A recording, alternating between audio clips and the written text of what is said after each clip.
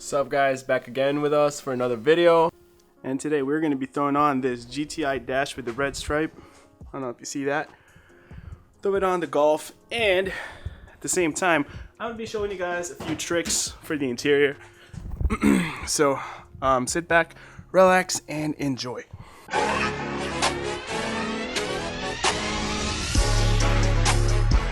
So the guide online says there's a couple bolts under the rain tray that we'll have to get to with a 10mm socket and extension.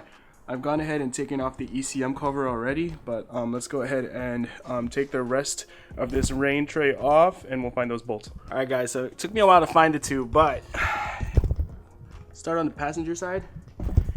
It's not these two empty ones, but go a little higher around here. It's hard to see. I wish I had a better angle, but there's two studs here. They're a bit lower with no nuts on them, and those aren't the ones. So you go a little higher around here.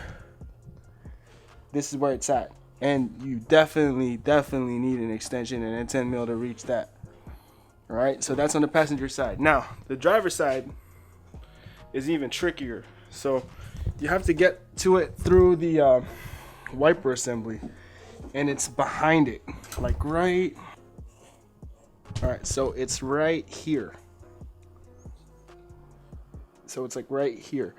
So you're gonna have to go through this, over it to reach it right here. And there's a nut there too. So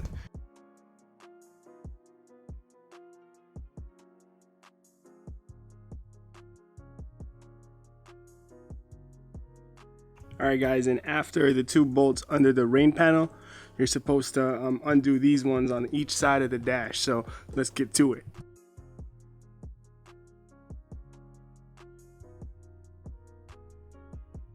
Alright guys, there's one on this side too. Not going to show the whole removal process of that. It's just the same as the other side. Alright guys, steering wheel has to come off. 24mm bolts, hit it with an impact. Wires going in that needs to be unclipped from the levers for those to come off. Screws everywhere holding down the dash and its lower portion. Check the corners, and luckily they all seem to be the same type of screw. They're also the same screws holding down the console, climate control, and the cluster as well. Be sure to reach from underneath the dash and pull off the ducts from the vents. You also might have to cut some cable ties strapping some wires onto the dash before you can pull it out. Also, the dummy switches come off, but make sure not to force pull any of the switches that do work on your dash. Always make sure to unclip the wires going into that said switch. Other than that, should be pretty self-explanatory. Might take you a while because it's your first time, but that's completely normal.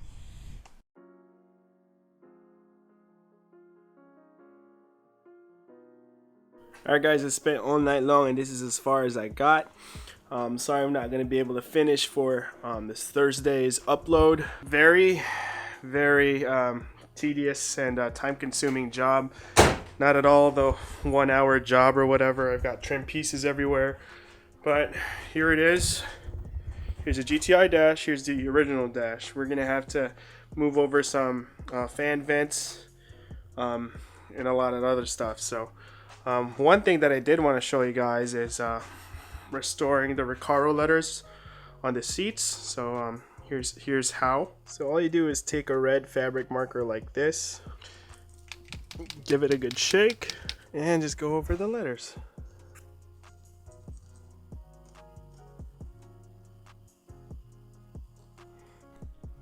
That's what it looks like when it's done.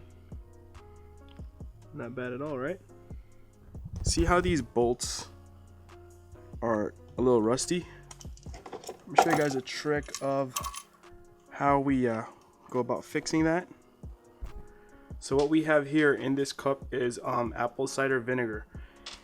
And we're gonna toss our bolts into this cup, let it chill there overnight, and we'll see in the morning if it cleans those bolts right up.